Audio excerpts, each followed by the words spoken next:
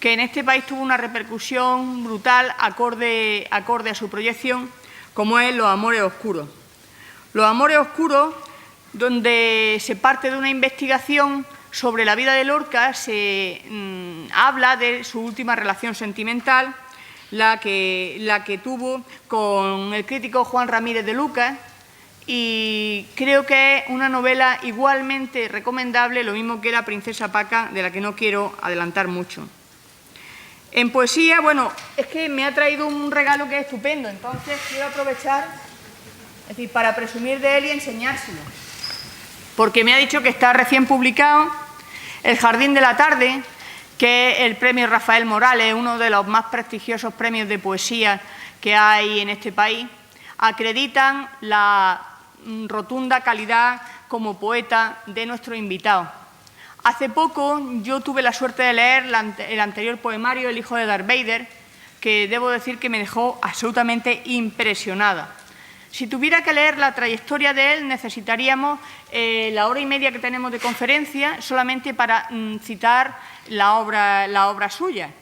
Entonces, por esa razón, yo quiero únicamente dejarlo hablar a él, sin olvidarme de que ustedes sepan que Los amores oscuros se ha convertido también en una obra teatral, y si tienen la suerte y la oportunidad de poder disfrutarla en algún teatro, que ojalá tengamos la oportunidad de que sea en Granada, pues que no pierdan esa ocasión, porque yo sé que es una obra verdaderamente excepcional. Y sin más, pues tiene la palabra Manuel Francisco Reina para que nos hable sobre la manera de construir su novela, que era el taller principal con el que yo quería que habláramos de novela este año. Bueno, muy buenos días. Voy a empezar, como no puede ser de otra manera, dando las gracias a Remedios Sánchez, a la catedrática Remedios Sánchez. Efectivamente nos conocemos hace muy poquito, pero es como si nos conociéramos de toda la vida. A mí me apabulla un poco cuando oigo hablar de mí a personas que están cualificadas, más que cualificadas, como en el caso de Remedios, pero que además me quieren. Y me acuerdo siempre de aquel verso de Antonio Machado cuando decía que a las cosas del amor le sientan bien su poquita de exageración. Bueno, pues muchas gracias por el amor, por la exageración. Yo quiero parecerme a ese perfil que has dado de mí y que te agradezco enormemente. Sé además que para ella es especial y para mí es muy especial. Es la primera vez que vengo al FIP, al Festival Internacional de Poesía de Granada. Curiosamente, sí estuve en el Festival de Poesía de Granada, Nicaragua, de la que me quiero acordar porque tenemos allí muchos hermanos en la lengua y muchos hermanos poetas que están pasando un momento muy complicado, muy complicado. Y yo prefiero, como decía Nicanor Parra, morir de poesía y no morir por las balas de la represión, de la dictadura y de la gente que no entiende el poder de la juventud, el poder de cambiar las cosas, el poder de la palabra, el poder de la literatura. Así que me da mucha alegría estar aquí hoy en Granada, España, con este hermanamiento Granada-Nicaragua. Y me da mucha alegría estar con los alumnos de Remedios. Sé que os ha dado bastante la lata conmigo, así que espero no decepcionaros. Dar un taller en una hora y 20 sobre narrativa es algo un poco complicado, daría para varios días. Entonces, efectivamente, yo voy a contaros cómo me enfrento yo a la construcción de una novela. Me ha hecho gracia ver en la entrada de esta aula una plaquita con la imagen de Sócrates, porque es una figura que para mí es reverencial en la búsqueda del conocimiento, y es el creador de algo que yo voy a intentar practicar con vosotros, que se llama la mayéutica. No sé si os suena la mayéutica. ¿Alguien sabe lo que es la mayéutica? No es una enfermedad de transmisión sexual, de verdad. O sea, no os preocupéis, no es ninguna cosa contagiosa ni nada por el estilo. La mayéutica es un principio filosófico que crea Sócrates, que basa la búsqueda del conocimiento y del aprendizaje en la perpetua pregunta a sus alumnos. Es decir, él no da verdades absolutas ni categóricas. Él siempre a sus alumnos, que eran muy jóvenes, les preguntaba por el sentido de la vida, por los grandes temas y en el fondo eran ellos los que iban respondiendo a esas preguntas. Bueno, yo quiero que esto sea un poco así, aunque normalmente el diálogo se abre al final, pero si en algún momento alguno quiere interpelarme o hacer alguna pregunta o algo no le queda claro, por favor, hacedlo, porque a mí me parece que la mayéutica socrática, y lo tenemos ahí en la puertecita al señor Sócrates, es muy importante. A Sócrates, que además, como sabéis, lo condenaron a muerte, porque según sus enemigos políticos y filosóficos corrompía a la juventud. Corromper a la juventud en aquel contexto sigue siendo el mismo concepto de corromper a la juventud ahora, que es darle armas para aprender, para crecer, para ser críticos. Entonces los arcontes de su momento, los gobernantes de su momento, consideraron que Sócrates era peligroso para el sistema porque hacía que los alumnos pensasen por sí mismos y le invitaron a morir tomando una copa de veneno, ¿no? Que él además aceptó gustoso porque se inmolaba en aras de su conocimiento. Bueno, no voy a divagar más, simplemente era para deciros que si queréis en algún momento interrumpir, preguntar, estoy a vuestra entera disposición. Yo creo que hay muchas maneras de enfrentarse a la construcción de una novela, de una obra literaria. Cuando yo empiezo a enfrentarme a la narrativa es después de haber hecho un periplo como poeta, como narrador, como ensayista. Es decir, yo llego a la novela después de haber transitado otros géneros literarios. Hay muchos críticos, sobre todo hasta principios del siglo XX, que creen que la literatura, como otras tantas cosas, son compartimentos estancos. Es decir, el que es poeta debe ser poeta y nada más, el que es dramaturgo tiene que ser dramaturgo y nada más, el que es narrador tiene que ser narrador y nada más. A mí siempre me ha parecido un absurdo y comprendo, y me va a perdonar Remedio por lo que le toca de filóloga, que la filología tiene que trabajar con etiquetas y con compartimentos relativamente estancos. Por eso la creación de movimientos literarios, de géneros, etcétera, etcétera, etcétera. Pero la literatura no es una cosa muerta. Es decir, a veces los filólogos y los estudiosos, afortunadamente no es el caso de Remedios, tenéis mucha suerte con ella, trabajan sobre la literatura, sobre la materia literaria, como si fuera un cuerpo muerto, como si fuera un forense sobre un cadáver. Y la literatura no es una cosa muerta, es una cosa viva. Esa es la razón por la que poemas, por ejemplo, del siglo V a.C.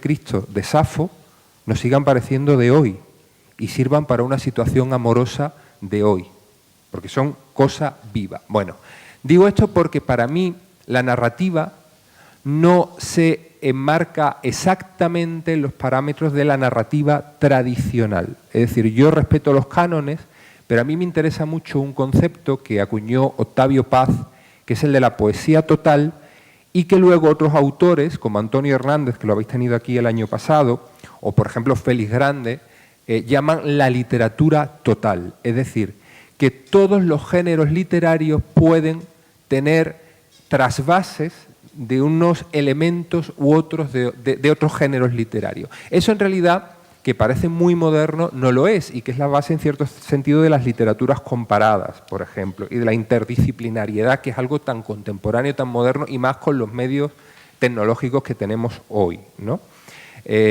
Ya los griegos hablaban de la creación de la poiesis como un elemento líquido que adoptaba la forma de la vasija en la que se la vertía. Es decir, poiesis significa creación y de ahí viene poesía. Por eso para ellos la poesía era la madre de todos los géneros.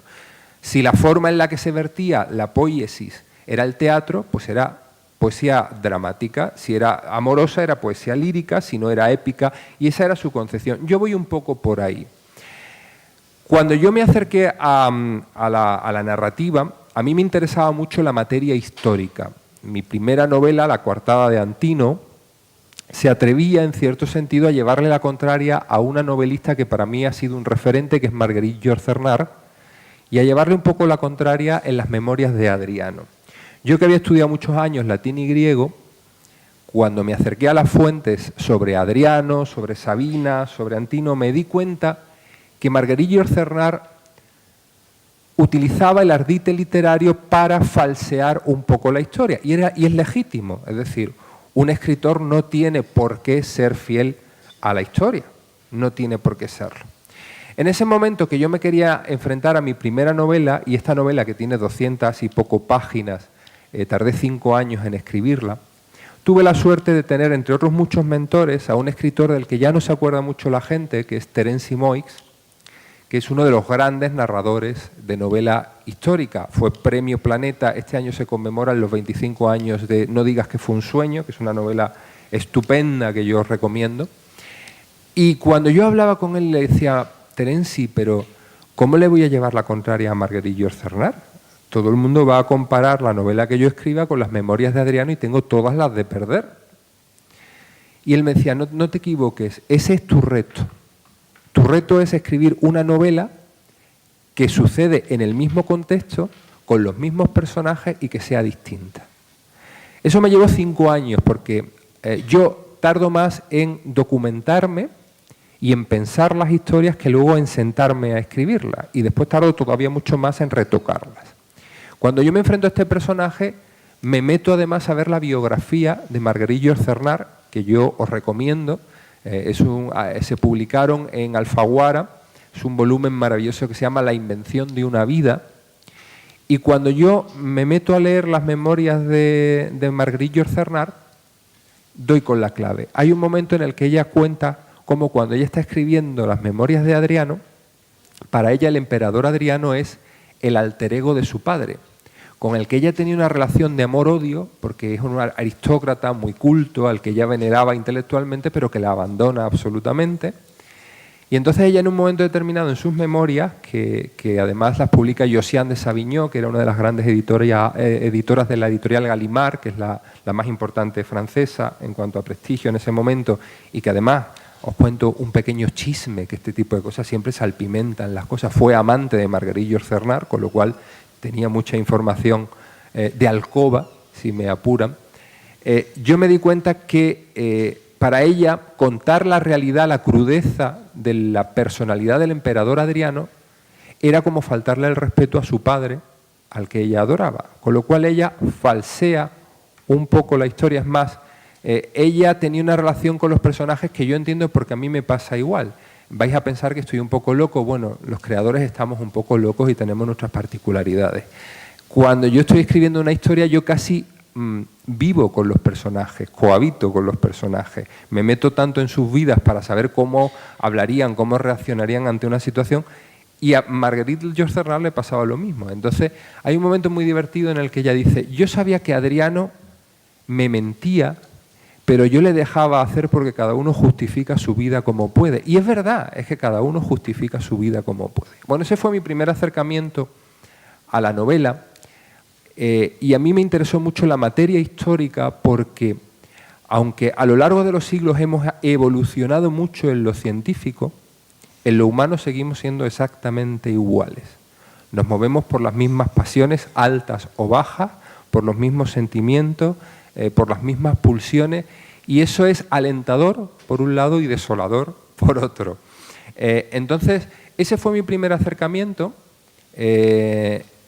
pero después fui evolucionando porque es verdad que la materia histórica del mundo antiguo da para lo que da. Por ejemplo, hay mucha documentación sobre determinados personajes, pero después tienes que reconstruir toda esa época, lo cual es muy hermoso, ¿no?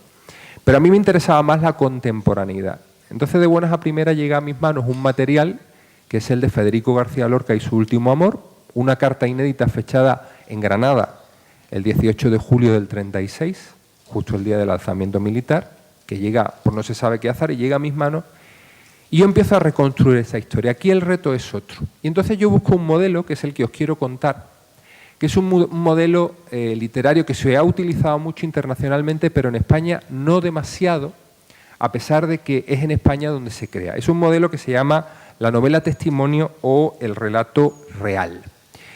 La novela que funda este tipo de novela es una novela de Capote que se llama A Sangre Fría y que tiene mucho que ver con la vivencia de determinados escritores como Capote o como Hemingway, en el periodo previo a la Guerra Civil Española, el periodo de la Segunda República, y después al periodo de la Guerra Civil Española, y que continúan algunos autores, como por ejemplo Gironella, que también hace ese tipo de novela, y algunos muy consolidados a día de hoy, como García Márquez, por ejemplo, en Crónica de una muerte anunciada, o Mario Vargas Llosa con La guerra del fin del mundo. ¿Qué es una novela testimonio? ¿Qué es un relato real? Remedios ha apuntado un poco al principio de su presentación. Pues consiste en hacer sobre personajes históricos una investigación que busca las fuentes literarias, biográficas, epistolares, periodísticas, y en vez de escribir un ensayo, lo que hace es poner en pie una historia, una narración. Porque yo me decido en Los amores oscuros a ponerlo en novela, a llevarlo a la novela y no al ensayo. Bueno, vosotros sois estudiantes y sabéis que cuando estáis preparando algún tema tenéis que pelearos con algunos libros, los ensayos especialmente, que son material didáctico, pero a veces con una terminología extraordinariamente erudita, dura y muy poco placentera, si me permitís el término. Mientras que cuando uno lee por placer una novela, lo que se le cuenta entra de una manera muy distinta, porque hay una capacidad de conexión, de empatía con los personajes, de comprensión de los personajes, que no es igual que cuando tú estás viendo una biografía, unos textos diseccionados, como si tuvieras un cadáver encima de la mesa, abierto.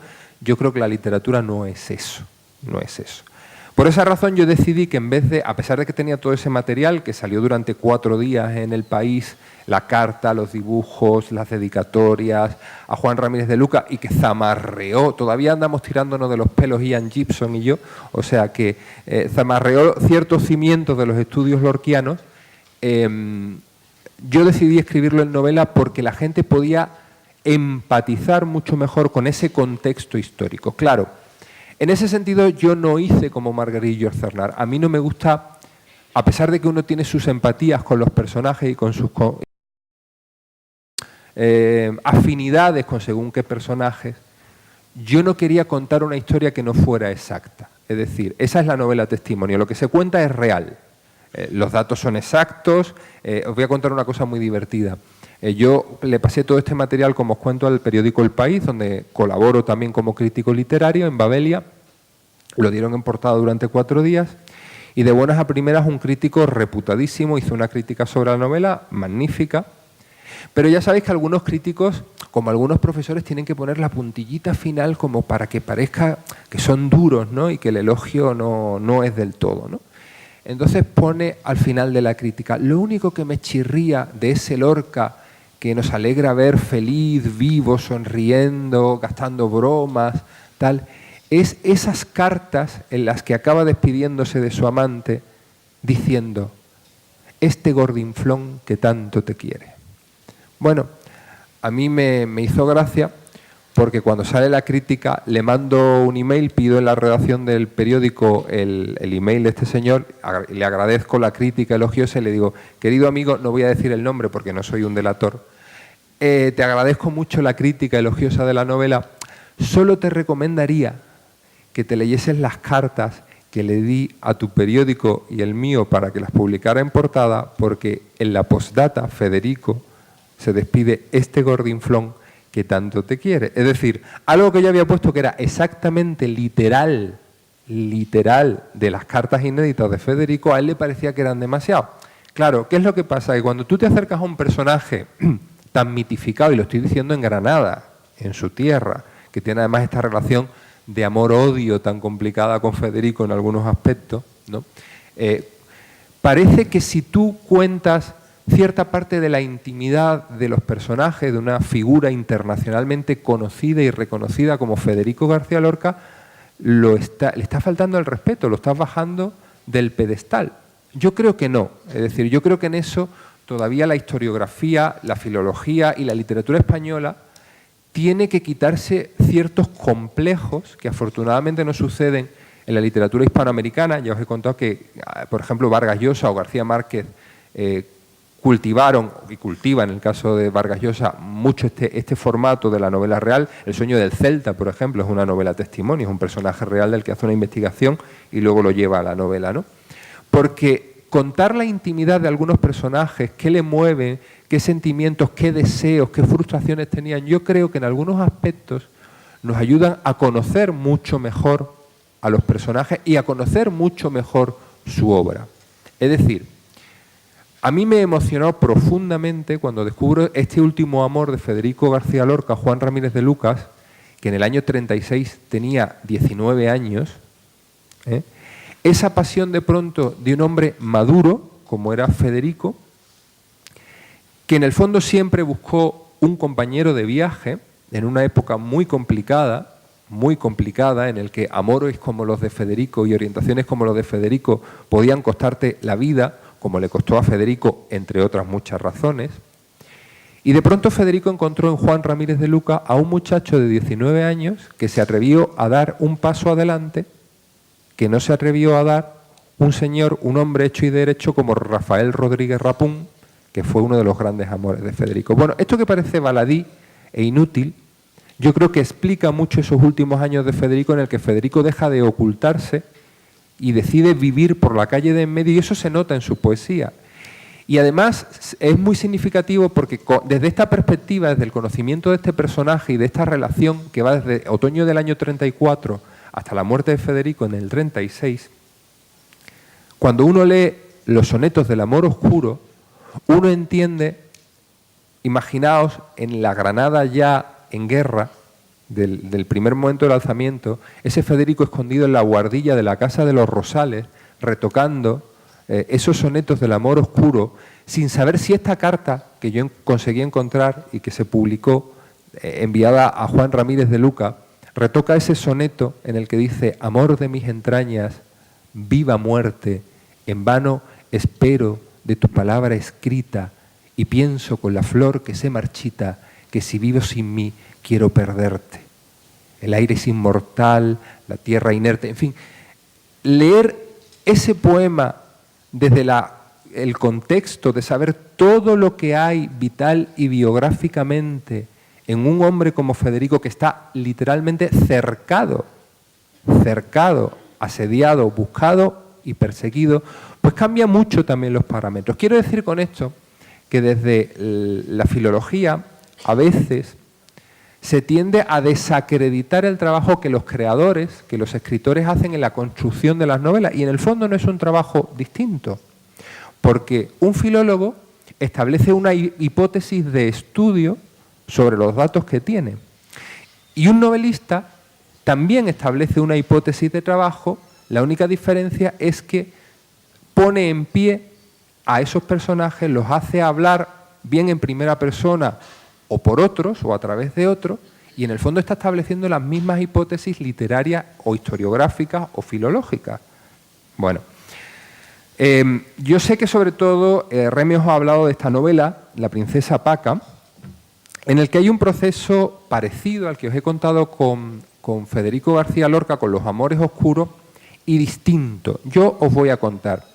Uno de mis poetas de adolescente fue Rubén Darío. Fue un poeta fundamental para mí, como por cierto lo fue para Federico García Lorca. Federico siempre admiró la poesía de Rubén Darío, siempre dijo que era como una orquesta sinfónica en él mismo, y tenía razón, porque ahora a algunos la poesía de Rubén Darío le parece una cosa antigua, como que ya no... Y sin embargo, en el momento en el que aparece Rubén Darío, la poesía española, que estaba muy agotada, él trae la música de nuevo a la poesía española. Os voy a poner un ejemplo. Habéis estudiado latín y griego, supongo. No sé si habéis estudiado prosodia latina y la métrica latina y demás. La métrica latina todavía conserva ese origen de cuando la poesía era cantada. Entonces, incluso en su métrica, que en el fondo la métrica es una emulación de la música, por eso ahora este fenómeno de las peleas de gallos, de los cantautores Marwan, etcétera, etcétera, etcétera, parece que es una cosa muy moderna, y eso sucedía ya en el siglo V, IV, III antes de Cristo. Es decir, la poesía y la métrica es eso, es la emulación de la música, nació con la música y nació para ser cantada. Bueno, En la métrica latina, por ejemplo, en los hexámetros, hay un pie muy marcado porque se iba tocando con un bastón para ir marcando la música. Entonces, por ejemplo, en la Eneida dice arma, virunque, canó, patera, eneas. Si oís la métrica latina, es una música, es una canción, porque se acompañaba con música. Bueno, pues de buenas a primeras lleva Rubén Darío en un momento en el que aquí estamos llorando todavía la pérdida de las colonias, que es por lo que llega Rubén Darío a España como corresponsal de la Nación de Buenos Aires, a ver qué es lo que queda de la gloria de la madre patria española que acaba de perder Filipinas, Guam y Cuba. Y él se da cuenta de que la poesía española, la literatura en general, está en una grisura, en esa depresión, en un agotamiento de las formas románticas, y él coge la métrica latina, esta arma, virunque, canó, patera, eneas, y lo lleva por primera vez a la poesía española. Y coge, os voy a decir por ejemplo un verso, os repito, arma, virunque, canó, patera, eneas, dice Virgilio, y dice Rubén Darío, ínclitas razas, ubérrima sangre de Hispania fecunda. Exactamente la misma prosodia que se cantaba y se bailaba. Es decir, Rubén Darío revoluciona de pronto, le da un soplo de frescura, trayendo desde la tradición clásica la modernidad absoluta y volviendo a traer la música. Bueno, ¿qué es lo que pasaba con Rubén Darío? Que después de haberme metido con la biografía de Federico, que es tan cercano, que es tan nuestro, de pronto a mí me cae en las manos, por amistad con Rosa Villacastín, que todos la conocéis un poco por el cuchuflum de la tele y el corazón y ese tipo de cosas, pero que es una mujer muy valiosa, es una de las mujeres que empezó haciendo reporterismo de guerra, por cierto en Nicaragua, que salió con vida en circunstancias muy complicadas.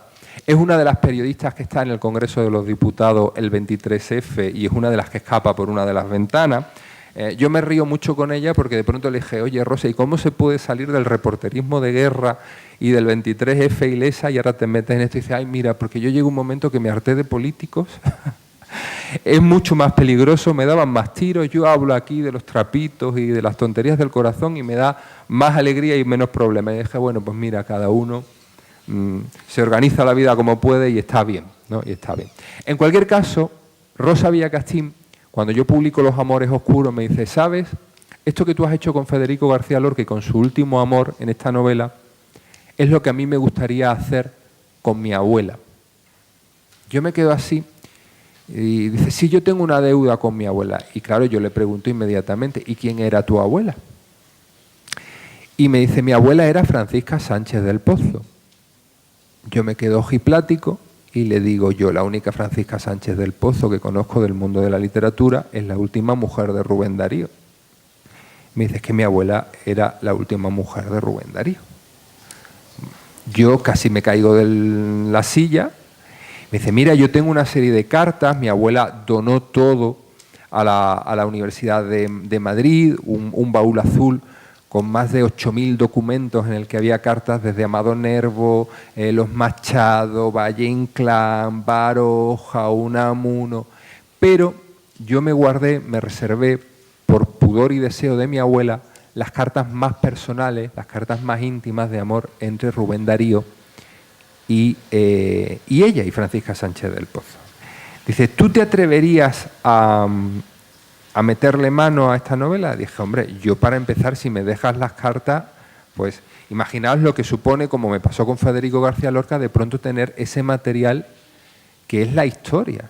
Es decir, es que no es la historia que aprendemos solo de los manuales y de los libros, es la historia patente, porque era lo que se escribían entre ellos Rubén Darío y... Pero yo tuve un problema al principio de aproximación. Yo creo que todas las novelas necesitan un enganche, necesitan un motor para arrancar. Toda novela, igual que todo poema, nace de la necesidad de contar una historia. Bien una historia nuestra o bien una historia de alguien que necesita ser contada. Yo no encontraba el enganche aquí porque, claro, en un primer momento mi fascinación era por Rubén Darío. Pero de pronto yo empiezo a conocer a este personaje, a esta mujer, Francisca Sánchez del Pozo, que nace a final del 19, en una época en la que no es que las mujeres fueran analfabetas, es que el 90% de la población era analfabeta. Pero es que además la situación de la mujer era, si todavía hoy es complicada, Imaginaros en el siglo XIX, en el que la mujer era básicamente, a menos que fuera de una clase aristocrática o elevada, que estaba destinada al matrimonio para seguir aumentando el prestigio, las propiedades, etcétera, etcétera, etcétera.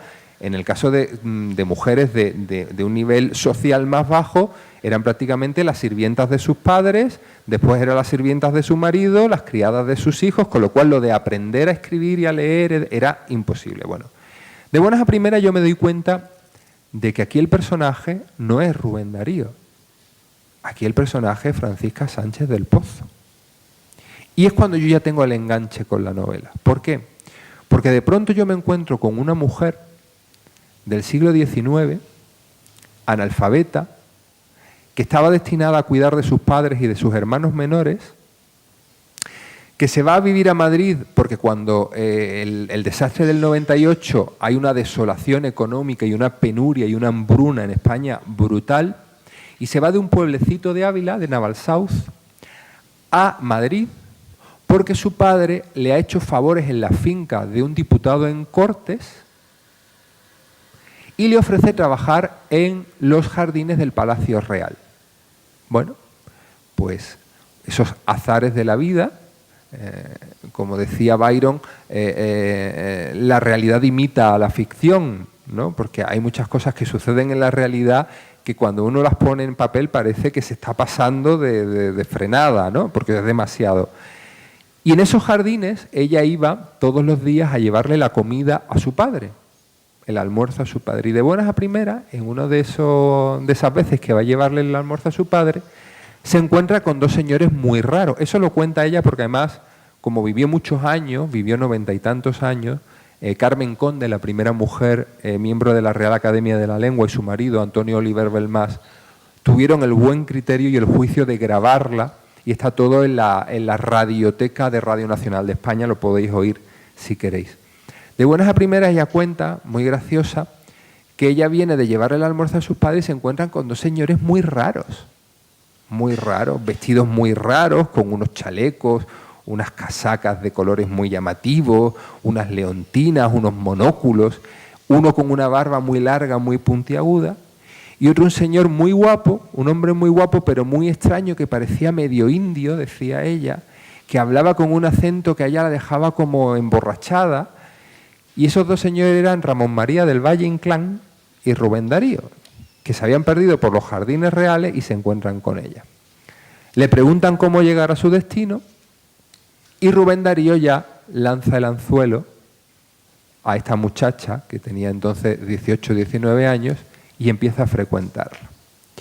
Esto, que parece una escena galante, muy del 19, sucedió exactamente así, como cuenta ella y como está reflejada en las cartas. Y a mí me dio para de pronto entender que ella era el personaje, porque de pronto ella, que estaba destinada, como muchas mujeres de esa época, a cuidar a sus padres, a sus hijos, y si llegaban a casarse, a sus hermanos, si llegaban a casarse, a su marido y a sus hijos, salta por encima de todas sus convenciones sociales, religiosas, se va a vivir con un señor que además estaba casado, porque él estaba casado, su señora estaba en Nicaragua, pero él estaba casado. Se queda embarazada, tiene hijos, se enfrenta a su familia, se enfrenta a la sociedad y entra en un mundo que le era completamente ajeno, que era el de la intelectualidad. Y aunque con muy mala intención la crítica tradicional la han tratado como esa analfabeta, porque evidentemente si ya trataron mal a Emilia Pardo Bazán por las razones contrarias, porque era una aristócrata y era una intelectual, imaginaros en este caso. Resulta que esta analfabeta, además de tener más valor que algunas aristócratas muy bien situadas y con la espalda muy, en fin, apañada y cubierta, esta analfabeta aprendió a leer y a escribir de la mano de Rubén Darío, que no está mal, y de Amado Nervo, que tampoco está mal. Se recorrió medio mundo, y hay una carta maravillosa que yo tuve en mis manos y que es esta en la universidad en Madrid, en la que de pronto, cuando ella llega al París de la Bohemia, al París ese que hemos visto en las películas de la absenta, del decadentismo, de la bohemia, Ella se retrasa por un problema de los trenes. Imaginaros, si ahora hay problema de los trenes, poneros a principios, en 1900, ir de Madrid en tren a París. No está Rubén Darío para recibirla y ella llega a la casa. Ella no sabía hablar ni una palabra de francés. Con su papelito apuntado con la dirección, va a Montmartre, donde estaba viviendo Rubén Darío con Amado Nervo, y nada más llegar cuenta en esas cartas que hace la siguiente broma. A Rubén Darío ya le llamaban el príncipe de las letras castellanas. Entonces abre la puerta cuando llega Amado Nervo. Compartían piso como ahora, fijaos, Amado Nervo y Rubén Darío compartiendo piso en París, como si estuviéramos ahora, ¿verdad?, los estudiantes. Y ya eran escritores muy reconocidos y muy prestigiosos. Y le dice, soy Paca. Y dice, claro, la mujer del príncipe de las letras castellanas. Luego, si usted es la mujer del príncipe de las letras castellanas, usted es la princesa Paca, que fue lo que decidí que fuera el título de la novela, porque parecía una cosa inventada y sin embargo estaba en la realidad de ello. Quiero contaros con esto, y no sé si me estoy extendiendo más de la cuenta, no he oído demasiadas toses, que son los indicadores para saber si os estoy aburriendo. Quiero contar con esto que cuando uno se acerca a la construcción histórica de un personaje o de un periodo determinado, yo creo que hay elementos que son muy importantes. Manejar muy bien la documentación de la época y ser lo más fiel posible. ¿Qué está sucediendo? Os advierto que yo cada vez que nombro a este tipo de personajes suceden cosas extrañas. Yo creo que ellos quieren tomar la palabra y no está mal. Aquí tienen los micrófonos, o sea que no pasa nada. Uno debe ser fiel a la documentación histórica real. Debe ser fiel, que es algo que a mí me importa mucho y que ha reseñado la crítica, en la reconstrucción de los momentos históricos. Es decir, por ejemplo, a mí una de las cosas que más me costaban de este periodo es que, aunque parezca que solo han pasado 30 o 40 años entre la época de Rubén Darío y de Federico García Lorca, socialmente se avanzó mucho en algunos aspectos. Entonces, había momentos en los que yo, viendo las cartas entre ellos, te daban ganas de decirle, pero Paca, de verdad, plántale 2 hostias a Rubén Darío, que se las va mereciendo, ¿no? Pero claro, ese es el pudor y el peligro cuando uno reconstruye un periodo histórico en el que hay diferencias. Hay licencias que, bajo mi opinión, y no tiene por qué ser así, uno no se puede permitir. Es decir, aunque ella se salta muchas convenciones sociales, morales, religiosas, yo no podía convertir a Francisca Sánchez del Pozo en una mujer de esta época, sino en una mujer de su época, a pesar de lo cual es una adelantada, porque salta por encima de todas sus convenciones sociales, religiosas e ideológicas. Pero ahí sí hay que tener cuidado. Ahora, evidentemente, hay otras licencias que uno sí se debe y tiene que permitirse, porque una novela tiene que enganchar por la emoción, por el divertimento, por el interés a los lectores. No es un ensayo, como hemos empezado diciendo. Esa es su diferencia, ¿no? Y tiene que permitirse licencias. Por ejemplo, yo me acuerdo de una cosa muy divertida, cuando yo le paso el primer manuscrito a Rosa Villacastín y lee las escenas tórridas de amor entre Francisca Sánchez del Pozo y Rubén Darío, decía, ay, no, esto hay que quitarlo. Van a pensar que mi abuela era una fresca. Y decía, vamos a ver, Rosa, yo comprendo que es tu abuela. Para mí son 2 personajes literarios fascinantes y maravillosos, y yo tengo la distancia y por eso yo puedo escribir sobre ellos. Yo entiendo tu pudor, porque para ti era tu Lala, tu abuela, pero vamos a ver, Rosa, una señora que conoce a un señor que no conoce de nada y que a los 3 meses está embarazada, por obra y gracia del Espíritu Santo no fue, ¿eh?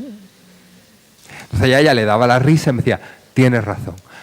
Os quiero decir que ahí es donde uno se permite las licencias, porque uno no estaba debajo de la cama de Rubén Darío y de Francisca Sánchez del Pozo. Y ahí es donde entra la labor de creación y de recreación literaria, pero siempre desde el manejo de los datos, del respeto de los personajes, del pensamiento de la época. Yo creo que eso es muy importante, muy importante. Bueno, yo no quiero aburriros más, quiero daros la palabra. Creo que vamos bien de tiempo o me he quedado corto. Pero voy a leeros un poema que es uno de los más conocidos de Rubén Darío a Francisca Sánchez del Pozo, que me parece muy sintomático de la relación entre Rubén y entre Francisca Sánchez del Pozo. Hay una cosa que sí voy a contar antes de leer este poema, con el que voy a cerrar y para que me preguntéis lo que queráis. Por ejemplo, yo os voy a decir que cuando uno se mete en la construcción de una novela, en la investigación de una época, de unos personajes, cuando además tiene la suerte, como me ha pasado a mí con Federico o con Rubén, de tener esos documentos, esas cartas íntimas entre amantes, ¿no? Que yo creo que no hay nada más íntimo. Por ejemplo, cuando antes contaba la anécdota del crítico, de que de pronto pone la puntillita de lo que me ha chirriado es eso de este gordinflón que tanto te quiere, y resulta que era literal de la carta que yo descubrí y publiqué, ¿no? Claro, es que por muy Federico García Lorca, por muy Rubén Darío que sea, por muy Churchill o cualquier personaje que queramos, habría que grabarnos a cualquiera de nosotros en la intimidad amorosa. No solo por lo cursi que nos podemos llegar a poner, sino por lo subido de tono también, en fin. Entonces, a mí ese tipo de cosas me divierte porque parece que figuras que están en las estatuas y en los cánones de la literatura, de la historia, de la política, no estuvieran muertos de cintura para abajo. Pues no, estaban vivos y algunos muy vivos, por eso escribían lo que escribían y cómo lo escribían, etcétera, etcétera, etcétera, ¿no? Yo os voy a contar que, por ejemplo, en la investigación de esta novela, al margen de la fascinación por esta mujer, que a pesar de ser una mujer de su época, fue una mujer que saltó y se adelantó en el tiempo enormemente, a mí hubo dos cosas que me emocionaron y que me enriquecieron, porque una obra literaria es un viaje siempre, parece un lugar común, pero es verdad. Y uno no termina el viaje igual que lo empieza. Y sucede para los lectores, pero sucede también para los escritores. Es decir, si a ti un libro, cuando lo estás trabajando, estás investigando la época, cuando lo estás escribiendo, no te cambia, es que no has hecho algo que merece la pena. Y a mí cada libro que hago me cambia de alguna manera, me aporta algo, me hace crecer, yo sufro con ellos, disfruto con ellos, me río con ellos, ¿no? A mí hubo dos cosas en la construcción de esta novela que me tocaron especialmente. Cuando los biógrafos hablan de Rubén Darío, insisten mucho en el tema de su alcoholismo, ¿no? Que era una especie de borracho, genial, sí, que no es poco, porque hay borrachos que no son geniales, ¿no? Ni han dejado la obra que ha dejado Rubén Darío, pero que era una especie de adicto al alcohol, murió de cirrosis, además, y de pronto, cuando yo empiezo a investigar sobre la historia de Francisca Sánchez del Pozo y Rubén Darío, a mí me da una clave que me perturba profundamente y que me toca y que me hace ponerme inmediatamente de parte de Rubén Darío y entenderlo. Por eso os digo que la creación literaria y que la biografía explica muchas cosas de la literatura y de las obras de los autores. Rubén Darío estuvo marcado toda su vida porque fue abandonado por sus padres, por su padre y por su madre. Él toda su vida, en el fondo, soñó con una familia que él no tuvo. A él lo criaron unos tíos abuelos suyos, porque tanto su padre como su madre se desentendieron con él. Él tuvo pesadillas toda su vida, angustiosas y recurrentes, con el tema del abandono de sus padres. Y él forma tres familias, las dos primeras se estrellan estrepitosamente, la primera porque su mujer muere a consecuencia de los dolores de los partos, que eran muy habituales en la época, y la segunda porque fue un matrimonio a punta de pistola con Rosario Murillo, que se llama igual que la señora del señor Ortega de Nicaragua, y por cierto es tía abuela de esta, y a las dos les gusta mucho la cosa de la santería y este tipo de cosas, que les hizo la vida imposible. Y él con Francisca Sánchez del Pozo por fin crea el hogar que él quería crear, con los hijos que quería crear, porque era un hombre muy de extremos, muy de excesos. Y de pronto yo comprendo que el enganche que él tiene con el alcohol y con el que batalla Francisca Sánchez del Pozo todos los años que estuvieron juntos, que fueron muchos, fueron casi 16 años, tiene que ver con una manera de calmar Rubén Darío el dolor de ese abandono familiar, más otro dolor. Él era muy consciente de que él era un adelantado a su tiempo y que era un genio. Él era perfectamente consciente. Y sin embargo también era consciente de que esa potencia, esa clarividencia intelectual, esa capacidad de crear, no le daba para mantener a su familia, por la que había peleado tanto por darle una vida digna, por darle de comer en condiciones a su mujer y a sus hijos. Y eso le va amargando de tal manera que el alcohol se convierte en una especie de refugio que le acaba matando. Bueno, pues este tipo de cuestiones biográficas que parecen baladíes, a mí no me parecen baladíes, me parece que explican a los personajes de una manera profunda. Y hay otra cosa que también me emociona mucho con respecto a Francisca Sánchez del Pozo en esta novela, en esta investigación, y que son las cosas que, como digo, cuando uno inicia estos viajes le cambian. Fijaos que fue una mujer absolutamente maltratada por los biógrafos, esa analfabeta de pueblo. Bueno, pues a mí me gustaría haber sido analfabeto como ella, que me hubiesen enseñado a leer y a escribir Rubén Darío y Amado Nervo, ¿no? Y que hubiese querido pintarla Degas, por ejemplo, en París y todo lo demás. Pero fijaos, esta analfabeta, que es falso, porque ella aprendió a leer, a escribir, a hablar francés perfectamente, en fin. De pronto, todos esos 16 años, mientras otra gente del ámbito de Rubén Darío iba a ver qué le podía sacar, ella se encarga de guardar en un baúl azul, todas las cartas, todos los manuscritos, toda la obra de Rubén Darío.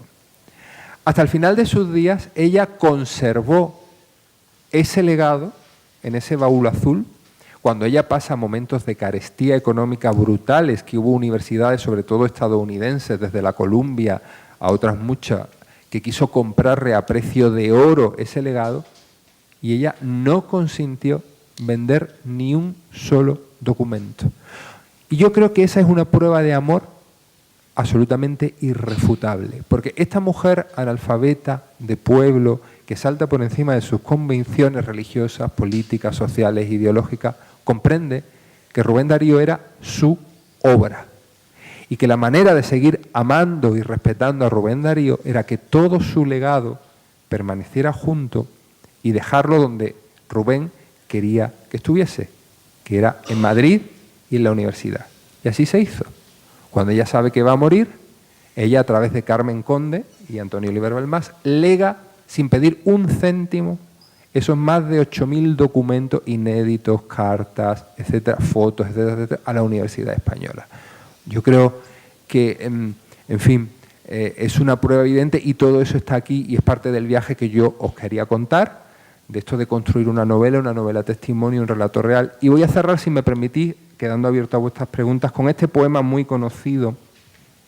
Es un fragmento, porque es más largo, de Rubén Darío a Francisca Sánchez del Pozo, que dice así: ajena al dolo y al sentir artero, llena de la ilusión que da la fe, Lazarilla de Dios en mi sendero, Francisca Sánchez, acompáñame. En mi pensar de duelo y de martirio casi inconsciente me pusiste miel, multiplicaste pétalos de lirio y refrescaste la hoja del laurel. Ser cuidadosa del dolor supiste y elevarte al amor sin comprender. Enciendes luz en las horas del triste, pones pasión donde no puede haber. Seguramente Dios te ha conducido para regar el árbol de mi fe, hacia la fuente de noche y de olvido. Francisca Sánchez, acompáñame. Muchísimas gracias.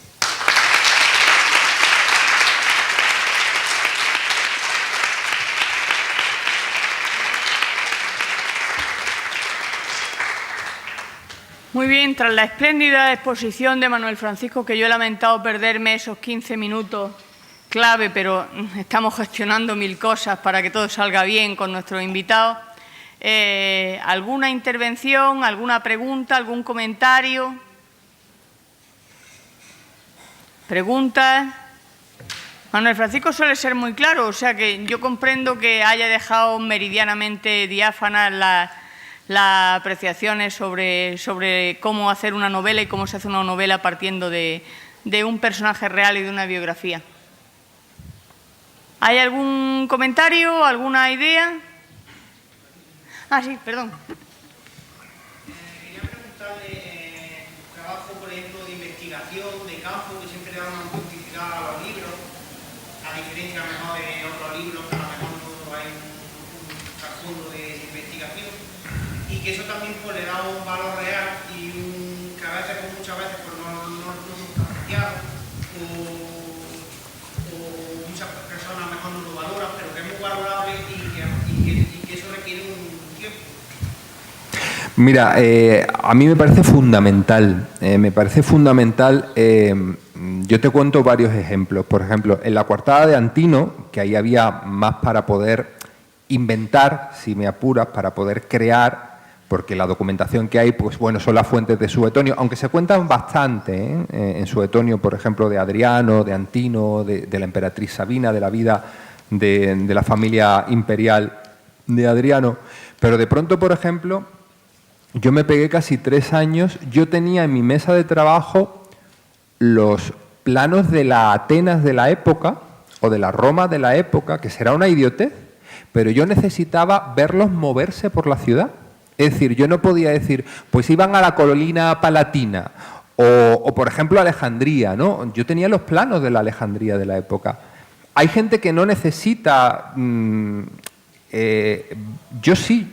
Y me pasó una cosa muy divertida porque en una de las presentaciones, que la primera presentación se hizo en la biblioteca del Museo Arqueológico Nacional de Madrid, con las estatuas maravillosas de Sabina, de la emperatriz de Adriano y de Antino, de buenas a primeras se acerca a alguien que ya había leído la novela y me dice, ¿cómo se nota que conoces Alejandría y Atenas de haberla vivido, de haberla... Yo, muchas gracias, señora, tal. Yo todavía a día de hoy no he pisado ni Alejandría ni Atenas. No he estado, es una de las cosas pendientes. Y mira que a mí me gusta estar en los lugares de... Pero yo tenía tan claro en mi cabeza, porque tenía los planos de las ciudades de la época, cómo se movían, las distancias que había de unos sitios a otros, porque de pronto tú no puedes decir, pues fueron de Cánopo a Alejandría y tardaron 2 horas. Pues si había una... que es una idiotez y no todo el mundo aprecia esa precisión de los datos, pero yo lo necesito. Yo no me sentiría honesto en la construcción de una narración, de una novela, si yo no manejase una documentación real. Algo parecido, por ejemplo, me pasa pues con los amores oscuros. De pronto, cuando he ido a dar alguna charla o con alumnos de bachillerato o tal, algunos profesores me decían, mira, no sabes cómo te lo agradezco porque explicarles, por ejemplo, a los alumnos el carajal político de partidos, que era la Segunda República, lo que era el POUM, lo que era la CEDA, lo que fue el escándalo de Alejandro Lerroux y el extraperlo. Bueno, pues todo eso está de tapiz de fondo en los amores oscuros, porque tú no puedes explicar la situación de peligro real que vive Federico García Lorca por significarse como intelectual, como escritor y por evidenciar su orientación sexual con este muchacho de 19 años del 34 al 36, si tú no explicas el contexto político en el que por mucho menos te daban un tiro o te apedreaban. Entonces, para mí eso es muy importante, Igual que en La princesa Paca, documentar. Y para eso la prensa es muy importante. Encuentras, por ejemplo, en las hemerotecas cosas maravillosas, tanto en lo de Rubén Darío como en lo de Federico García Lorca para Los amores oscuros. Si tú no explicas la depresión, no solo económica, social, de la España del 98 a principios de siglo, sino esa pesadez que se vivía en las calles, esa sensación de tristeza que lo impregna todo, incluida la literatura.